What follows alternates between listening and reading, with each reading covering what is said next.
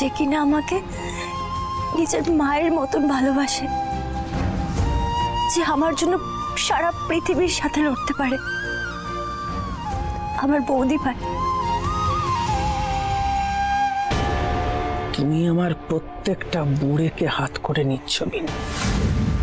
একটা কথা মাথায় রেখো, তুমি যদি দাবা খেলার রানী হও তাহলে আমিও এই খেলার ঘোড়া। আমার একটা আড়াই পায়ের চাল এই খেলার মোড়কে ঘুরিয়ে দিতে পারে। তখন একটা বুড়েও তোমাকে বাঁচাতে পারবে না।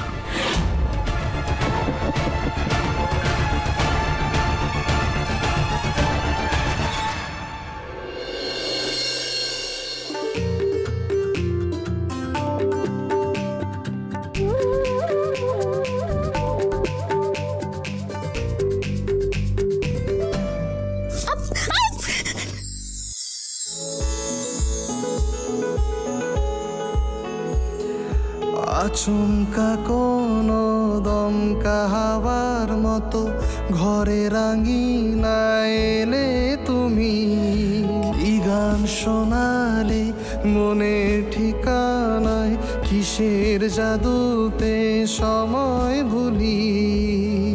তুমি যে আমার বৃন্দাবন বিলাসিনী, বৃন্দাবন বিলাসিনী। আমি জানি ভালোবাসার মাস চলছে, কিন্তু ও দাওয়াই আশীর্বাদটা কিন্তু পাইলে। তবে আমি কি করব? বৌদি ভাই, বৌদি ভাই শোনো শোনো শোনো। বৌদি ভাই কি হয়েছে একটু শোনো না। আমাকে না এখন একটু বেরোতে হবে, তুমি প্লিজ একটু সবাইকে সামলে নিও। কি এখন তুমি কোথায় যাবে পায়েল? দেখো না, রনিতা আমাকে বললো ও আমার জন্য একটা স্পেশাল গিফট প্ল্যান করেছে। ও সামনেই একটা জায়গায় ওয়েট করছে, আমি যাবো আর চলে আসবো। প্লিজ একটা বার চাই। না না পায়েল, এখন বেরোটা অসম্ভব কেন? আরে বাবা কিছুক্ষণ বাদেই তো আশীর্বাদের সে নিয়মটা শুরু হয়ে যাবে, কেন বুঝতে চাইছো? আরে ওই জন্যই তো আমি বলছি আমি যাবো আর চলে আসবো, আমি ছুটতে চলে আসবো। Please please please. দেখো না, আজ অব্দি তো আমাকে সামনাসামনি কখনোই আই লাভ ইউ বলেনি, তাই হয়তো এখন প্রপোজ করার জন্য আমাকে ডাকছে। প্লিজ বিনোদি আমি যাই, প্লিজ প্লিজ প্লিজ। না পায়েল শোনো না, আমি তোমার সব কিছু বুঝতে পারছি কেন, কিন্তু তুমি একবার ভেবে দেখো, এখন যদি বাড়ির বড়রা জানতে পারে যে তুমি এই সময় বাড়ি থেকে বেরোবে, তাহলে কিন্তু সবাই বড্ড রাগারাগিটা করবে কেন। আমার মিষ্টি বৌদি ভাই, প্লিজ যাই, আমি যাবো আর আসবো। প্লিজ প্রমিস, আমি দেরি করবো না, একটু ম্যানেজ করে নাও। আচ্ছা বেশ ঠিক আছে, যাও। তবে পায়েল তুমি কিন্তু দেরি তো করবে লাই। হ্যাঁ, দেরি করলে কিন্তু খুব অশান্তিটা হবে বাড়িতে, বুঝলে?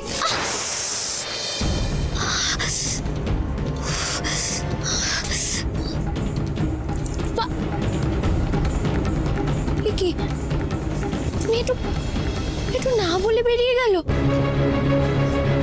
হে মা, তো তুমি দেখো সব যেন ঠিকঠাক থাকে।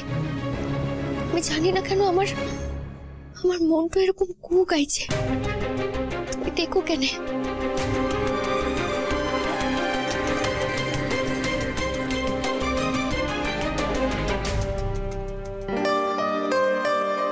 কখন থেকে ওয়েট করছি, এখনো অব্দি আসার নামই নেই ওনার।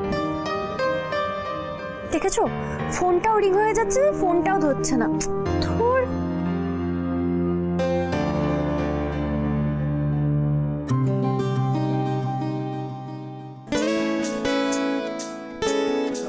এত দেরি কেন করলে?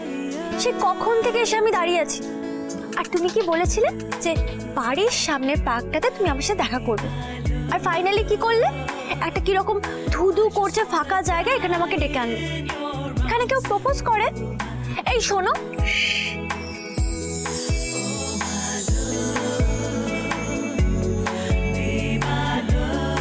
আমি আসলে এমন একটা জায়গায় তোমায় মনের কথাগুলো বলতে চেয়েছিলাম, যেখানে কোনো ভিড় নেই, কোনো শব্দ নেই, যাতে কেউ আমাদের ইন্টারাপ্ট করতে না পারে।